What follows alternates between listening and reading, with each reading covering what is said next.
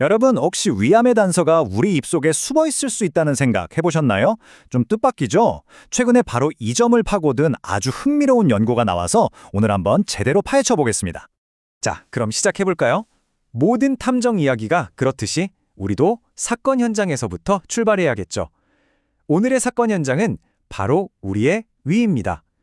아시다시피 여기서 발생하는 위암은 전 세계적으로 정말 심각한 문제거든요. 이게 어느 정도냐면요. 전 세계적으로 봤을 때 위암이 무려 5번째로 흔한 암이라고 합니다. 정말 어마어마하죠. 그래서 수십 년 동안 과학자들은, 그러니까 우리 수사관들은요, 아주 유력한 용의자 한 명을 지목하고 계속해서 주시해왔어요. 그 용의자의 이름, 바로 헬리코박터 파일로리 균입니다. 아마 들어보신 분들 많을 거예요. 오랫동안 이 균만 잡으면 위암을 예방할 수 있을 거라고 거의 정설처럼 믿어져 왔죠. 그런데 말이죠, 사건이 그렇게 간단하지가 않았습니다. 왜냐하면 이 헬리코박터 파일로리균이 없는 사람들에게서도 위암이 계속 발견됐거든요. 어라? 그럼 이 녀석이 단독 범인이 아니란 말인가? 이런 의문이 생기기 시작한 거죠. 바로 이 지점에서 이야기는 아주 흥미로운 반전을 맞이합니다. 이제 수사망을 넓혀서 이 주요 용의자 한 명을 넘어서 우리 몸속에 사는 어마어마한 미생물 군집, 즉 마이크로바이옴 전체를 들여다보기 시작한 겁니다. 그래서 최근 한 연구팀이 진짜 탐정처럼 나섰습니다. 위 질환을 앓고 있는 83명의 환자들을 대상으로 아주 뜻밖의 2장소에서 결정적인 단서를 수집하기 시작했죠. 그 2곳이 어디냐면 바로 사건 현장인 위, 그리고 깜짝 목격자인 입입니다. 자, 이걸 좀 보세요. 이게 바로 그들의 첫 번째 아주 중요한 발견인데요. 여기 점들이 막 흩어져 있죠. 이게 다 환자들의 샘플인데 딱 봐도 입에서 나온 샘플 그룹이랑 위에서 나온 샘플 그룹이 완전히 따로 노는 게 보이실 겁니다.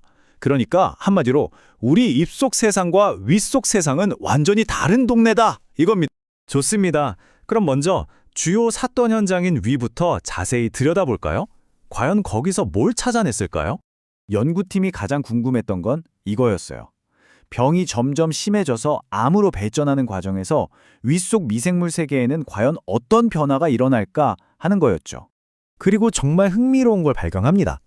마치 사건 현장에 예상치 못한 침입자가 나타난 것처럼요. 원래는 위에 있으면 안 되는 저기 장애나 살아야 할 박테리아들이 발견된 거예요. 여기 표를 한번 보실까요? 정말 놀랍습니다. 아나에로스티페스, 포카이콜라, 콜린셀라. 이름은 좀 어렵지만 얘네들은 원래 장에 사는 애들이거든요.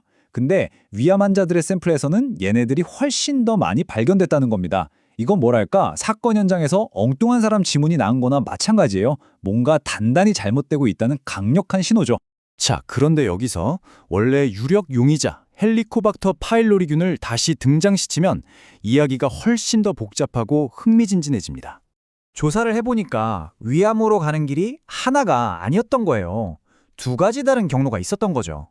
자, 왼쪽을 보세요. 헬리코박터균이 있는 환자들은 아까 봤던 이상한 장내 세균들이 늘어나는 패턴을 보였어요. 그런데 오른쪽, 헬리코박터균이 없는 환자들은 오히려 우리 몸에 좋은 유익균이 줄어드는 완전히 다른 패턴을 보인 겁니다. 신기하죠? 그러니까 핵심은 이겁니다. 위암이 생기는 과정이 딱 정해진 하나의 스토리가 아니라는 거죠.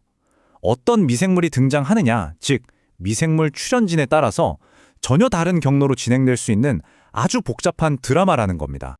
자, 그럼 이제 수사의 무대를 옮겨볼까요? 아까 말씀드렸던 깜짝 목격자, 바로 우리의 입입니다. 과연 입 속에서는 어떤 단서들이 발견됐을까요? 앞서 입과 위의 미생물 세계가 완전히 다르다고 했잖아요. 그런데도 과학자들이 아주 중요한 연결고리를 찾아냈습니다. 뭐냐 하면 위에서 병이 점점 심해지는 단계에 따라서 입속에 사는 미생물들의 구성도 특정한 패턴으로 변하더라는 거죠. 정말 놀라운 발견입니다. 자, 그럼 이 모든 단서들을 종합해 볼 시간입니다. 이 탐정 같은 연구가 과연 미래의 암 진단에 어떤 의미를 가지게 될까요? 이게 바로 이 연구의 가장 중요한 결론입니다. 언젠가는 우리가 내시경 같은 고통스러운 검사 없이 그냥 입안을 면봉으로 쓱 긁는 것만으로도 이분은 위암 위험이 높네요 하고 예측할 수 있는 시대가 올 수도 있다는 거죠. 정말 획기적이지 않나요? 물론 아직 사건이 완전히 종결된 건 아닙니다. 모든 훌륭한 수사가 그렇듯 이번 연구에도 분명 한계는 있고 더 많은 증거가 필요한 상황이죠. 예를 들어서 이번 연구는 특정 국가, 특정 민족만을 대상으로 했고요. 또 특정 시점에 사진을 찍은 것과 같아서 이것 때문에 저것이 생겼다 하는 인과관계를 명확히 보여주진 못해요.